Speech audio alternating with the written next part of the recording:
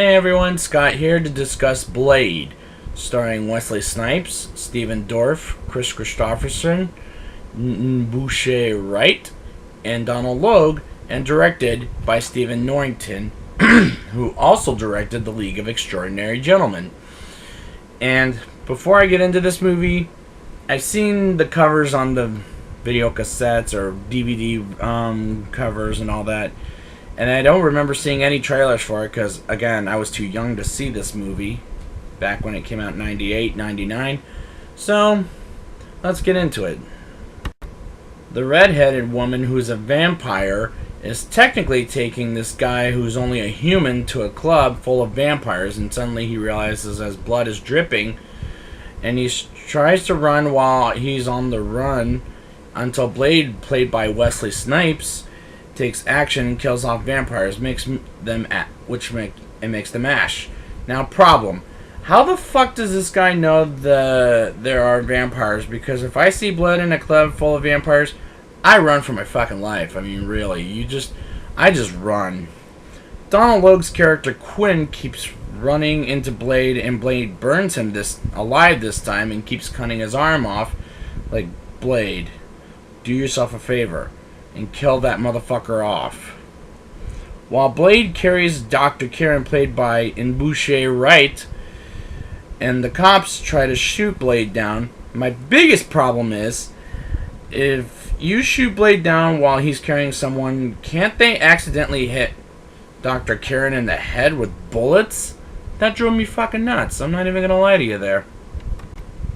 I was shocked that a country singer, aka Willie Nelson's side guy, named Chris Christopherson, yes, the singer who plays Blade's assistant Abraham Whistler, but after a while I can see how Money and Something People to Know You Well is not from the 1970s anymore.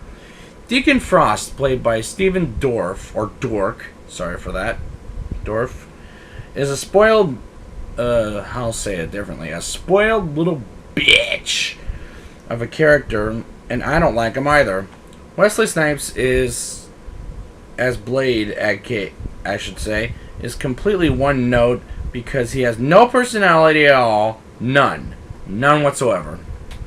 The way Whistler just explains how vampires was like, really?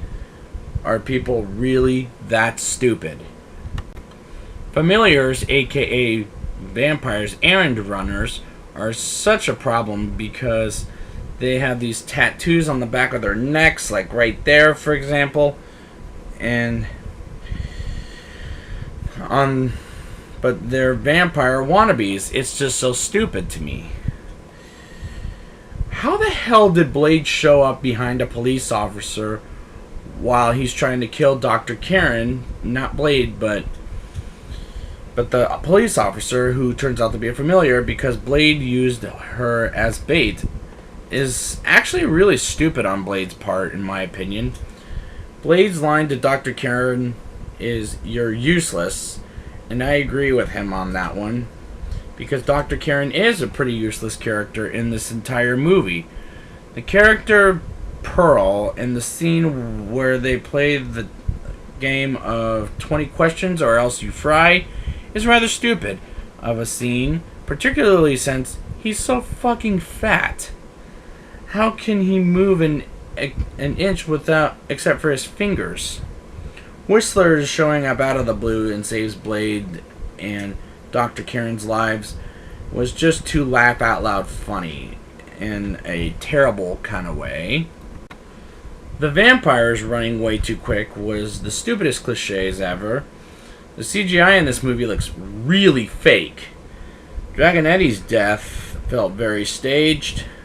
Whistler is sick with cancer, still doesn't make me care for him whatsoever. He's still a terrible character in this movie, and none of these characters are worth caring for, and that's a shame because I wanted to like it like I did in the past, but now I'm not doing it so much anymore. Capturing of Dr. Karen's scene was a painfully acted scene, and she goes to turn himself into a vampire demigod, aka Frost, has got to be the stupidest way to get the final battle ever. Whistler's death was very poorly acted, and I have to ask, isn't Whistler coming back in the sequels? Because that's how I remember.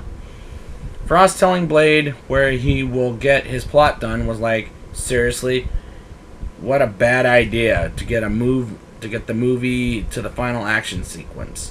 Putting Blade's mother, who is played by Sinead Lathan from the Alien vs. Predator film that I reviewed a while back, was no shocker to me because I saw her in an early scene. I didn't see her face where she tells Frost to go to his party before we get her at that point in the movie. Frost trapping Blade so he can get to be a vampire god is just too pretentious.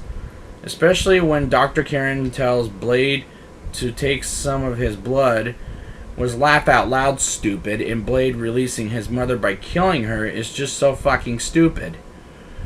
The final fight between Blade and Frost looked very cartoony. Honestly, very cartoony.